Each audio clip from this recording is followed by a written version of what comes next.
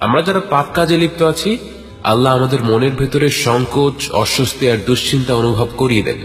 আল্লাহ তাআলা পবিত্র কোরআনে একে বলেছেন আল আযাব আল আদনা, অর্থাৎ কাছের শাস্তি। আল্লাহ তাআলা আমাদের এই কাছের শাস্তি অনুভব করার সুযোগ করে দেন, যেন আমরা বড় শাস্তি পাওয়ার আগেই তার কাছে ফিরে আসি।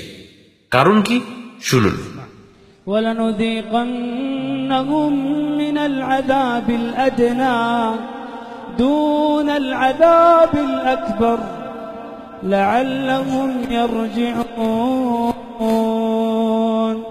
ظَهَرَ الْفَسَادُ فِي الْبَرِّ وَالْبَحْرِ بِمَا كَسَبَتْ أَيْدِي النَّاسِ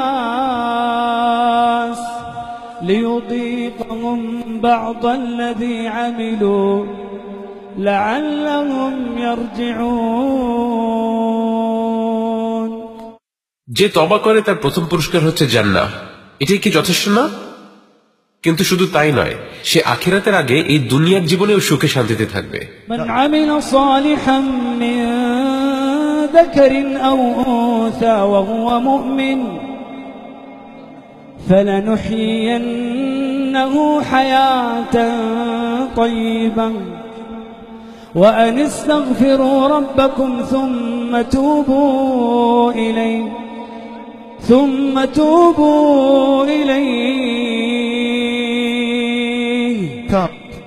يمتعكم متاعا حسنا إلى أجل مسمى।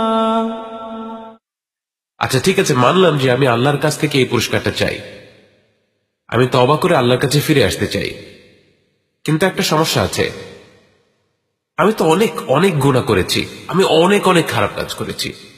ومن يعمل سوءا أو يظلم نفسه ثم يستغفر الله يجد الله غفورا رحيما وهو الذي يقبل التوبة عن عباده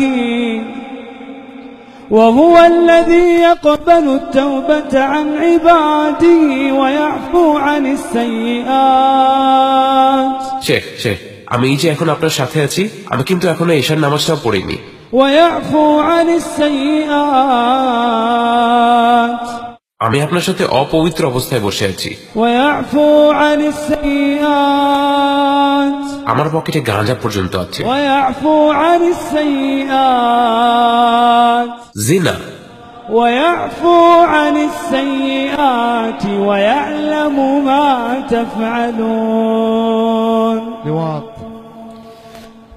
إلا من تاب وآمن وعمل عملا صالحا فأولئك يبدل الله سيئاتهم حسنات وكان الله غفورا رحيما۔